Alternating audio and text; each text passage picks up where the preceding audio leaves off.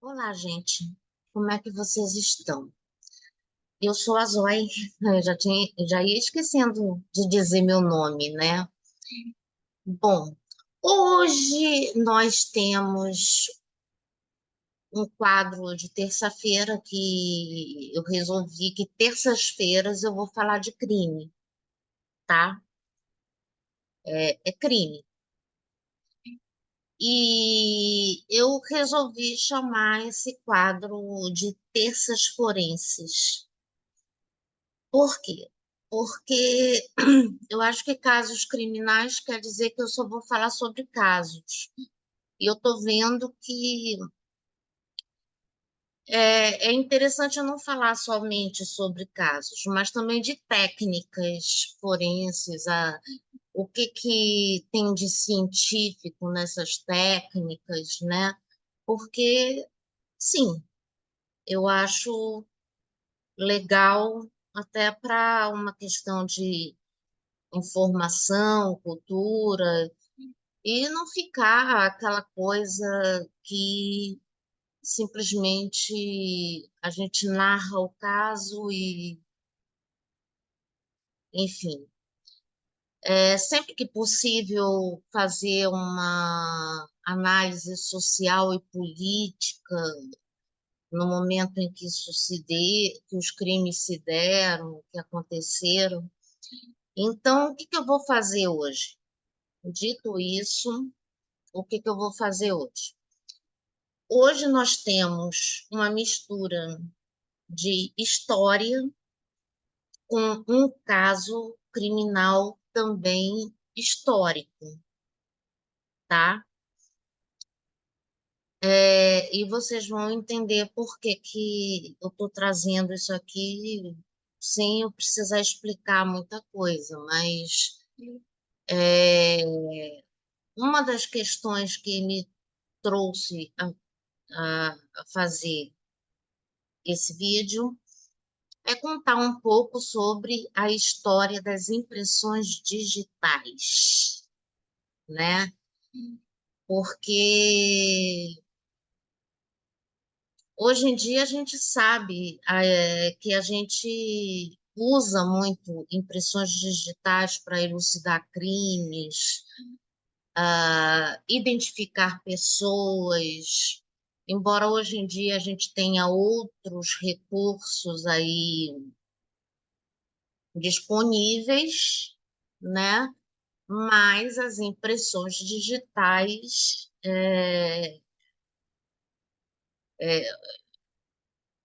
ainda são razoavelmente utilizadas, né?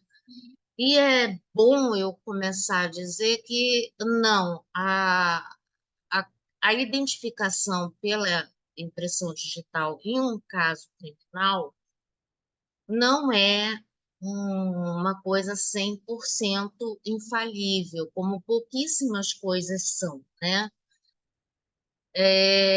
Mas é importante levar em consideração, dentro dos contextos que você encontra numa cena de crime, e isso faz com que as impressões digitais tenham a sua relevância até hoje, né? Então, aí aqui eu achei um blog, um site aqui, que tem uma história resumida das impressões digitais, ou seja, que é aquilo que a gente chama de papiloscopia, tá? Papiloscopia.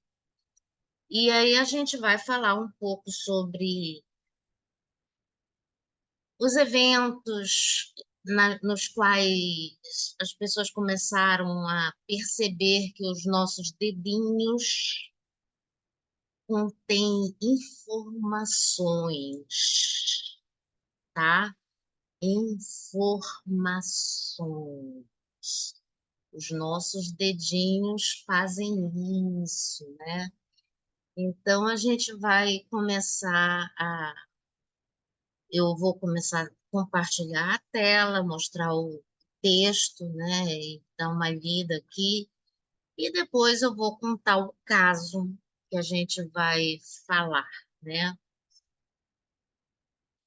É, compartilhando.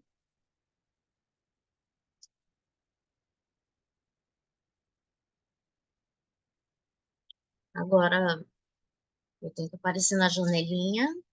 Apareci, olha só.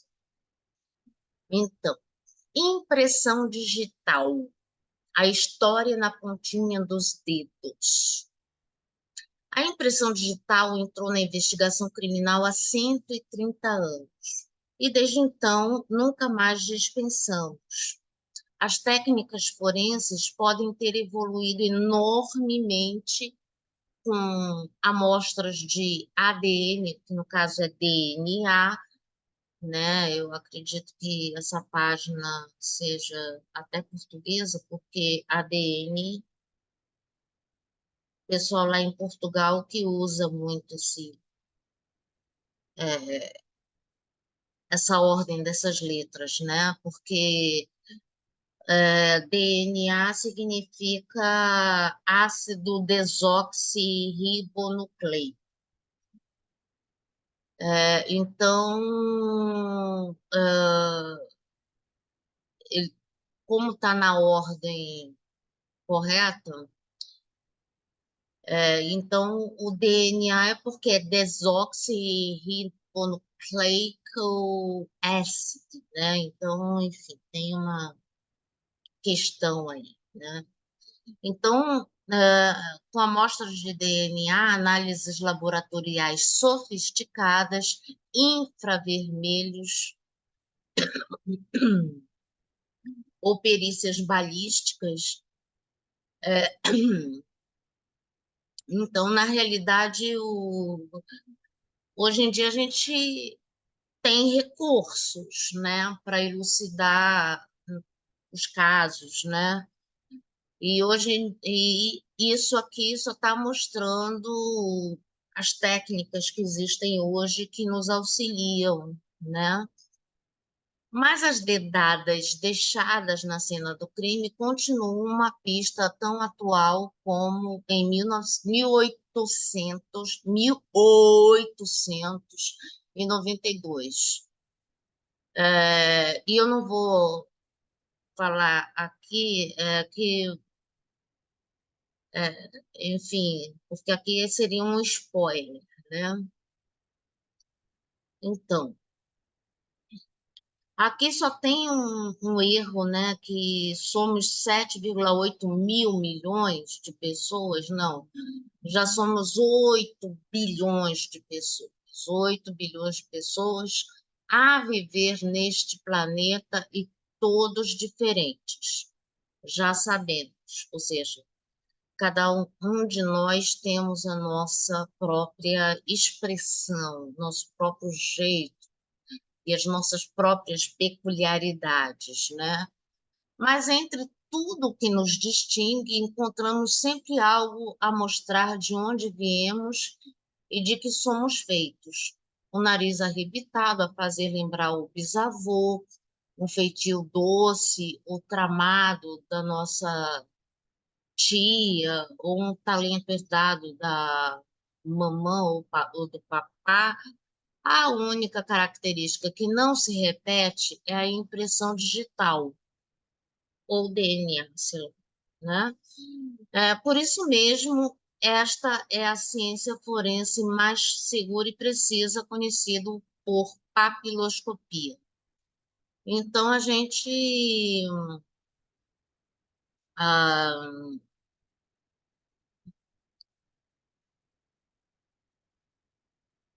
então aí ele fala que temos várias é, características que a gente herda de parentes, né? Que a gente diz assim, pô, ele tem o nariz do pai, o olho da mãe, não sei o quê, a coisa e tal. mas as nossas impressões digitais não se repetem nem entre gêmeos idênticos. É isso mesmo. Então, a gente tem aqui essa situação aqui que a gente tem uma.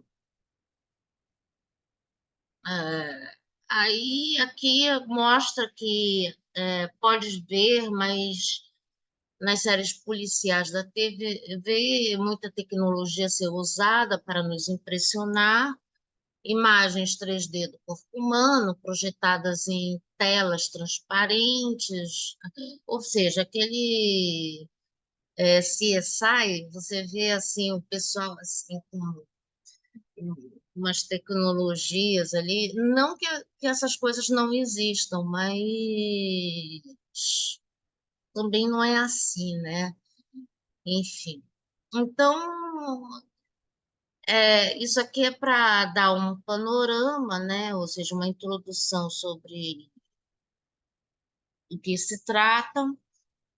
E aqui tem, muito antes da polícia usar esses métodos para caçar os criminosos, já os egípcios, os gregos, os chineses usavam impressão digital na antiguidade para assinar contratos ou autenticar empréstimos. Mas a partir do final do século XVII é que ela começou a ser estudada com, assim, tentando ver se isso realmente funciona, né? Se eu assinar um papel carimbando meu dedo ali, vai realmente ter efeito como se fosse a minha assinatura escrita, né? Então, o pessoal teve que fazer estudos até para ter certeza que isso não se repete mesmo, né? Não é uma questão só de, eu não, ainda não vi uma digital igual à minha, eu ainda não vi, mas, né? Será que não tem mesmo? Ou é só porque eu conheço pouca gente? E eu não tenho como dizer que a minha impressão digital não se repete. Então, aí você tem que criar um método para poder afirmar esse tipo de coisa, né? Então, a partir do século XVII é que as pessoas começaram a ver, mas será que é assim mesmo? Será que é isso? Enfim, eu acho que já deu para entender a questão, né? Então, isso virou uma ciência, ou pelo menos uma, uma parte do estudo científico, né? O pessoal começou a tentar sistematizar esse conhecimento a respeito das nossas digitais, ok? Então, aí, o que que acontece? Nós temos aqui a nossa. E aqui o blog, né, o Bicho que Morde, né, construiu uma linha do tempo com os principais momentos da história da impressão digital. Entra com ele nesta viagem e descobre como a evolução desta ciência já tramou a vida de muitos burlões e de criminosos violentos, né? Vamos usar esses termos, né? Porque, enfim, eu acho que falar sobre isso não cabe linguagem,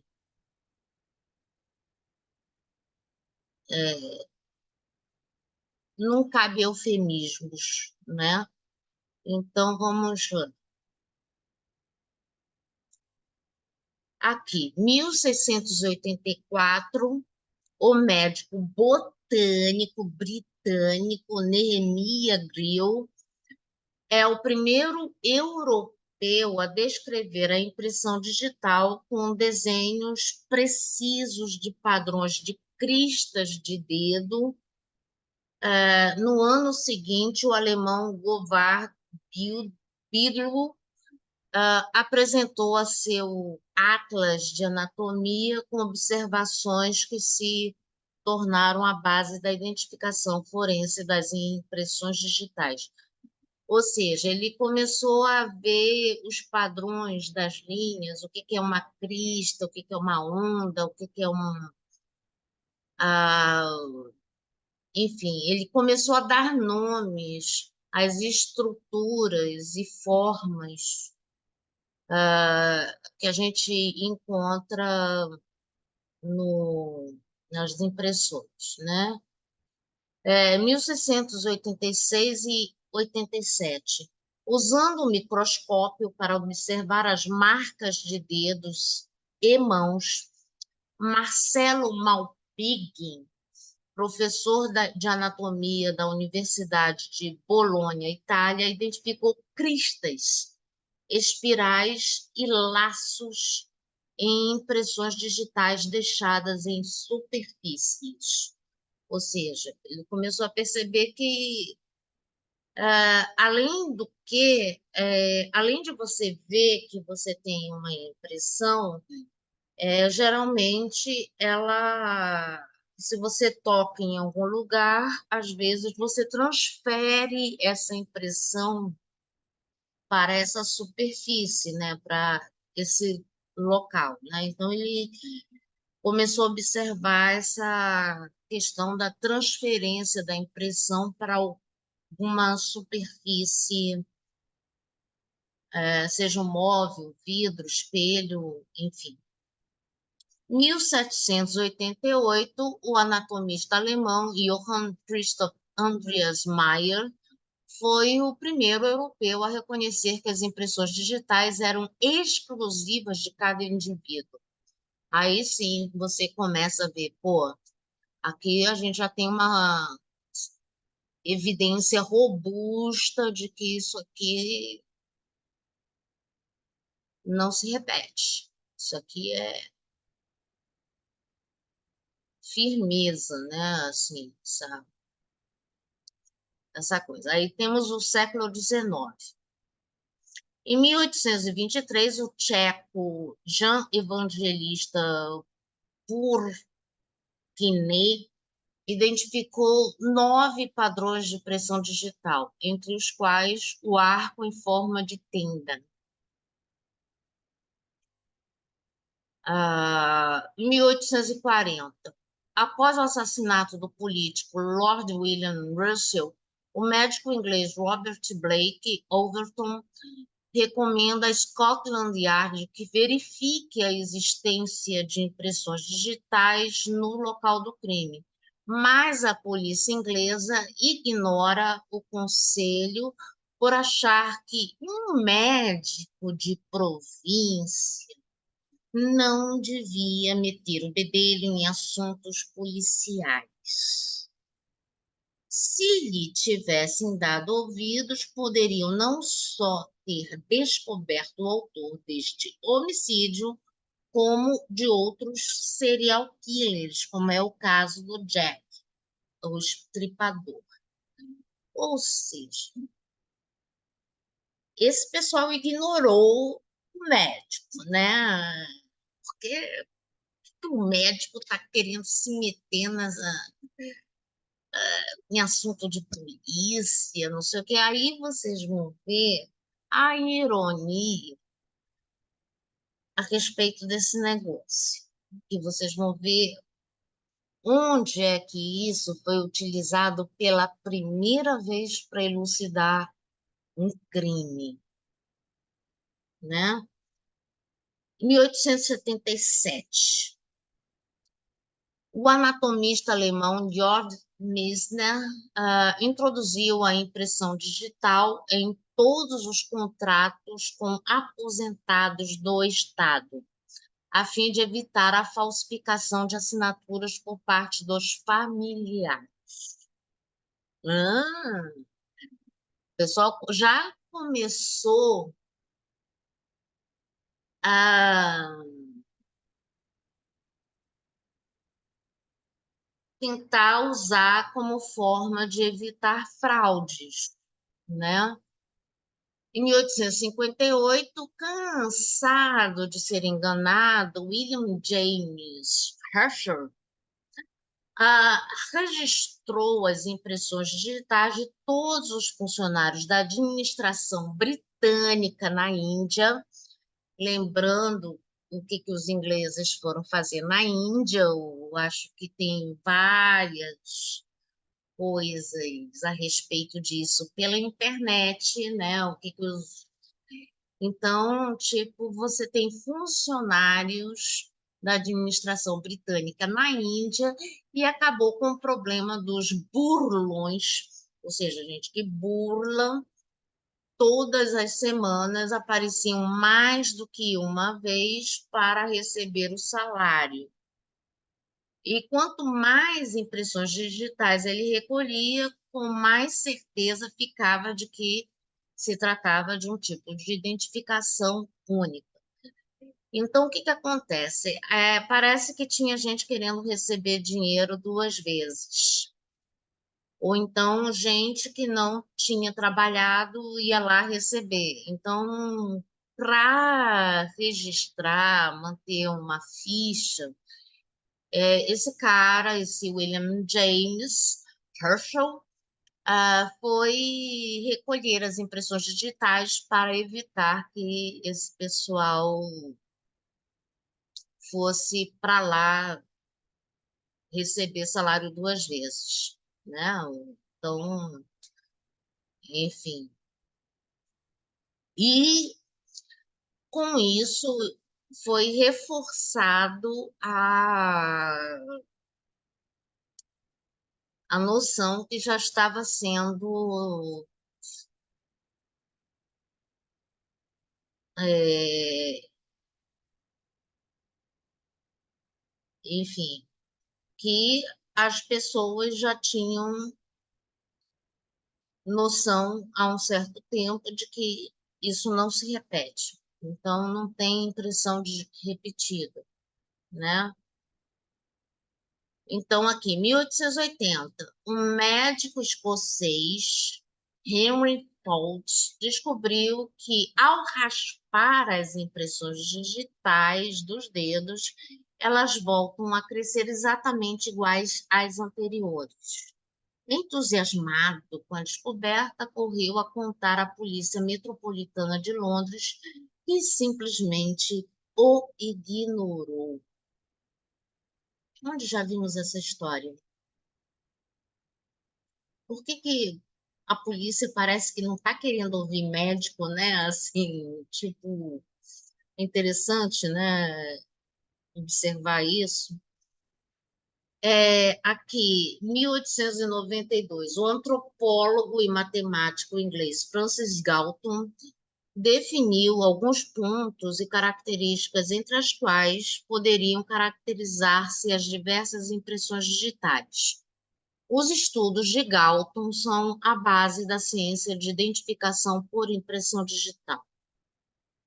E aqui, 1892, tem um caso que eu não vou contar agora, porque será um spoiler ah, do caso que eu vou contar agora, né? 1901, o cientista francês Jean-Paul Poulier desenvolveu um método para transferir para papel a impressão digital deixada em superfícies, usando vapor de iodo. A técnica permitiu que London Scotland Yard começasse a recolher impressões digitais encontradas nos locais de crime. Agora, né, meu amigo, né, 1901, esse caso que eu vou contar é anterior, tá? 1902.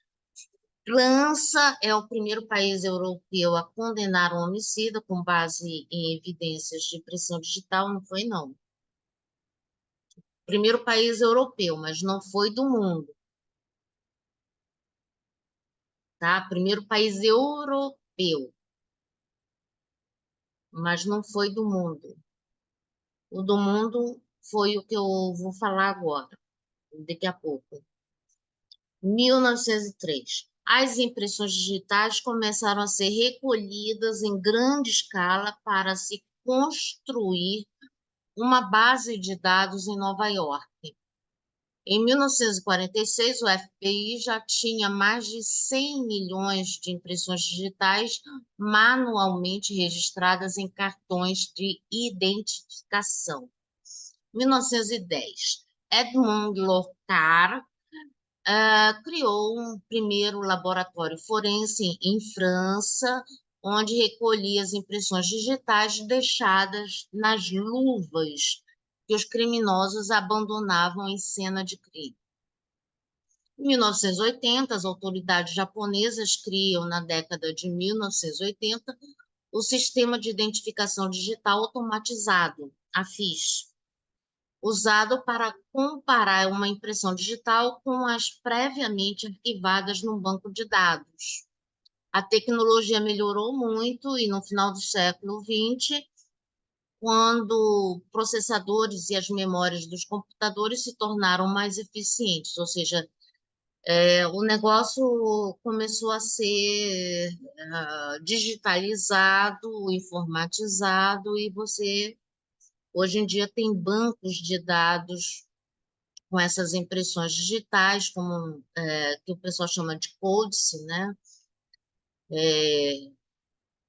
Enfim, em 2004, o Departamento de Defesa dos Estados Unidos desenvolve o primeiro sistema de identificação biométrica. Além da impressão digital, o método utiliza diversos dados para identificação, como voz, íris, retina, o formato do rosto, para evitar o roubo de identidade. E os dados biométricos são criptografados. Então,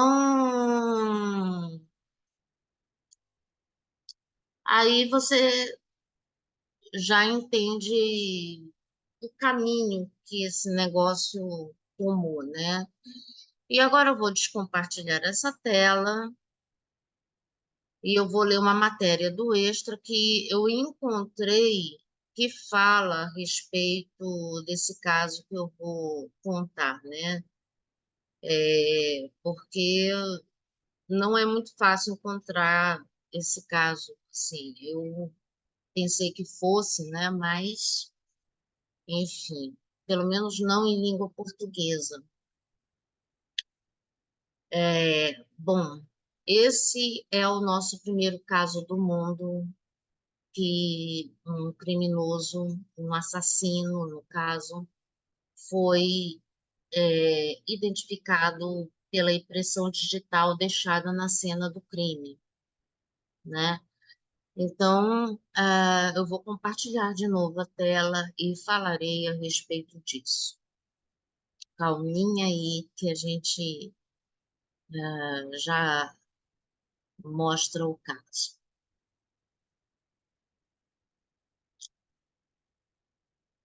Bom, esse aqui é o jornal Extra. Quem escreveu a matéria foi Aurílio Nascimento, comissário de polícia, né? Então, é uma pessoa que entende, né? Enfim. Aí ele vai contar essa história. Era madrugada quando os moradores da rua acordaram com gritos e choro. Logo descobriram que uma vizinha, Francisca, com roupas sujas de sangue, em total desespero, dizia que seus filhos, um menino de 6 anos e uma menina de 4, haviam sido brutalmente assassinados por seu ex-namorado. Francisca, com 26 anos, depois de um curto relacionamento, decidiu optar por outro pretendente, dispensando Velázquez, o atual. O loucamente apaixonado, né? Velázquez ameaçou matar os filhos de Francisca e o fez em frente a várias testemunhas. Naquela madrugada cumpriu sua promessa, segundo Francisco, né? Enfim, a história é a seguinte: a Francisca estava namorando e eu acho que terminou o relacionamento e ah, se ela não ficasse com ele, ia matar os filhos dela, né? Enfim, era aquela coisa que aparentemente todo mundo sabe que acontece, né? Às vezes, né? Então a polícia foi acionada e em pouco tempo prendeu Velázquez, que negou o crime. Mesmo sendo confrontado com os depoimentos de várias testemunhas, por semanas foi torturado, espancado e passou 24 horas amarrado em frente aos corpos das duas crianças, e Velázquez se manteve firme, apesar das torturas, e negou veementemente o crime. As ameaças foram um arroubo em seu amor louco por Francisca e o medo de perdê-la, mas jamais cometeria um crime daqueles, afirmava aos policiais. Então você vê que o cara estava negando até dizer chega, né? Calma que o negócio fica melhor, prometo. Então a polícia foi acionada e em pouco tempo, bom, sem outras provas, somente com os testemunhos, a condenação de Velázquez seria duvidosa. O responsável pela investigação resolveu pedir ajuda a um policial da capital, né? Então ele ah, fez isso, né? E o crime ocorreu em uma pequena cidade do interior. Ou seja, como a cidade era pequena, a polícia também deveria ter pouca gente. Aí é o seguinte: o que que se faz numa hora dessas? Chama o cara da capital, né? Chama o cara da capital, que o cara da capital, né? Enfim. Aí ele é o cara da capital, né? O cara lá da cidade grande, tá? É, Então, o policial que foi prestar ajuda testava uma nova técnica de investigação, sem muito apoio de seus chefes e desdenhava como ineficiente. Adivinha que técnica é essa, gente? Adivinha, né? Tratava-se do reconhecimento e análise de impressões digitais. Aquela que aqueles médicos ah, britânicos esnobaram, tá? Aquela mesmo. No local do crime, recolheu uma impressão digital e essa impressão digital estava naquele quadro de madeira que geralmente fica em volta da porta, né? Aí ele pegou aquele pedaço da madeira da impressão digital carimbada e levou o bloco da madeira da porta inteiro lá para a delegacia, né? Ou seja, eu sei porque eu já vi documentários a respeito disso. Então, ah, então, no local do crime, recolheu uma impressão digital e a comparou com as impressões de Velázquez. O resultado foi negativo, para espanto dos policiais, que continuavam a torturar, a espancar o Velázquez, coitado. Então, a impressão digital inocentou o Velázquez. Velázquez aparentemente não teve nada a ver com isso, né? Didaticamente demonstrando como funciona, o policial indicou os motivos técnicos que inocentaram o Velázquez. Então, ele teve que fazer uma demonstração, uma prova, como se ele estivesse fazendo uma defesa de tese de doutorado na frente de uma banca de doutores, né, de PhDs. Então, ele mostrou que a técnica dele, como funcionava para ele chegar à conclusão de que Velázquez não teve nada a ver com essa história, tá? Soube-se, então, que Francisca tinha outro namorado com o qual pretendia viver. Ou seja, além do Velázquez, ela tinha um outro cara, né? Então, podia ser esse outro cara, né? Quem sabe? Porque, afinal de contas, ele não vai, enfim. é,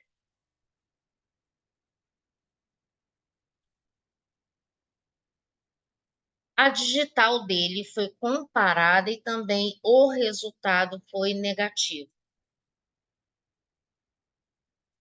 Restava Francisca.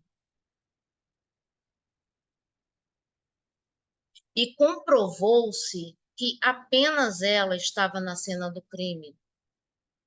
Interrogada, confessou sua trama. Então, a culpada da morte das crianças foi a própria mãe. Sim, meus amigos, foi a própria mãe, tá? E como Velázquez os ameaçou, ela resolveu matar as crianças e acusar o ex-namorado e tudo estaria resolvido, né? Enfim.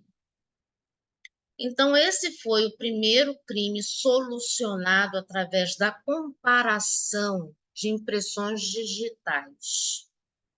E agora vamos revelar onde foi que isso aconteceu. Isso foi o primeiro caso do mundo onde isso foi resolvido graças às impressões digitais.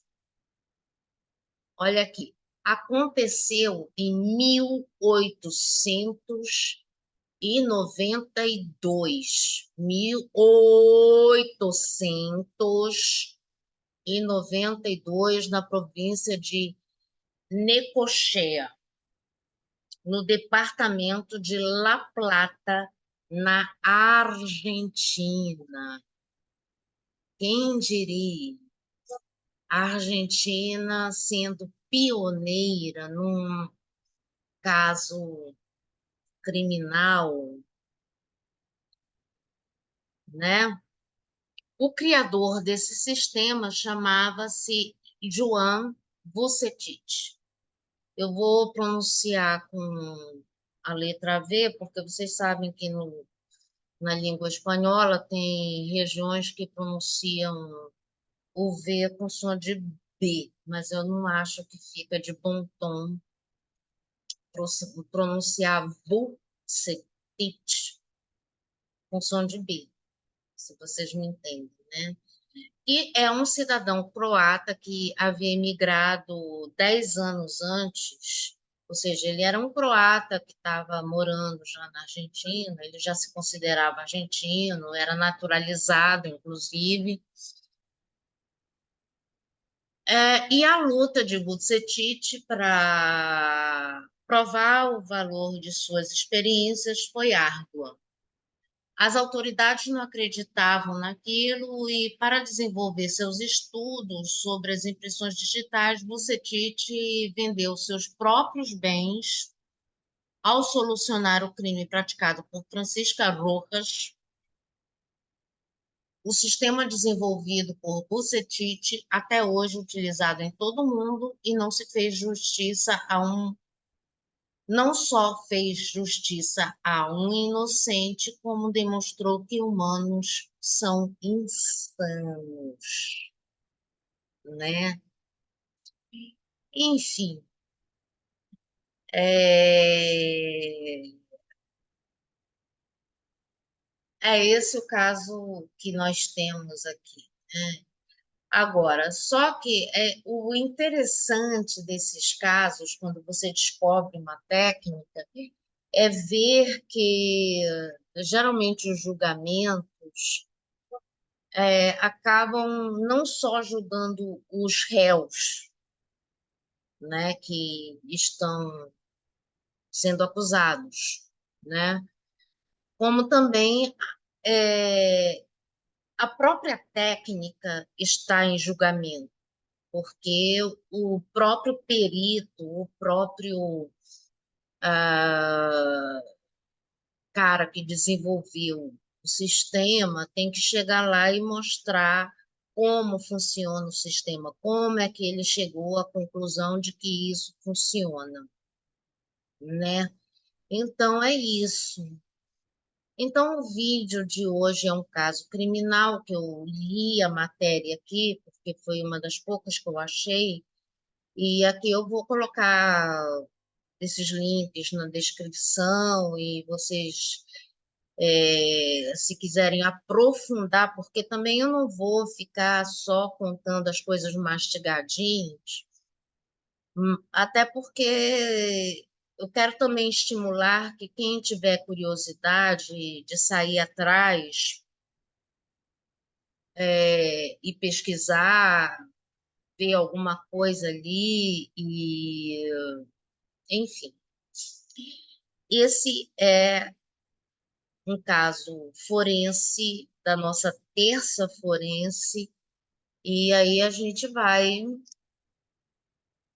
falar sobre crimes, técnicas científicas de investigação, a gente vai falar um monte de coisa, não só sobre casos criminais, mas também, se a gente for falar de casos criminais, eu vou tentar contextualizar socialmente, politicamente, embasar esses contextos para vocês, né? Então, olha a ironia da coisa, né? Ou seja, tudo bem que a Argentina perdeu as Malvinas para a Inglaterra, mas ela usou a impressão digital primeiro que a porcaria da Scotland Yard, né? Então, a gente pode sentir um pouquinho de orgulho, porque afinal de contas estamos na América Latina, né, gente?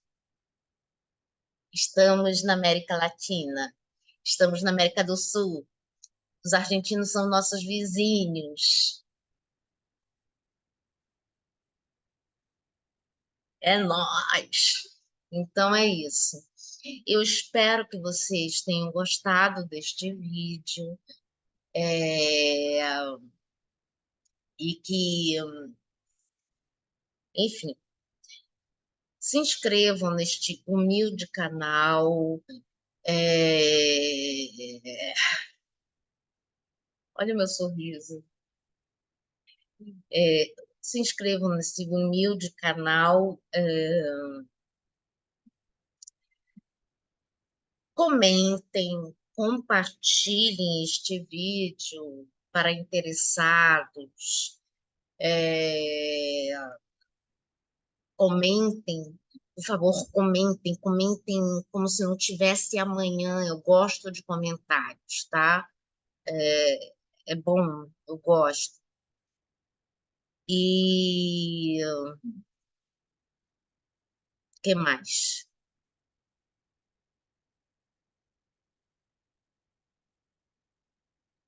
inscrevam-se, curtam este vídeo, apertem sininhos e saudações anarquistas para todos, tá? Revolução já. Tchau.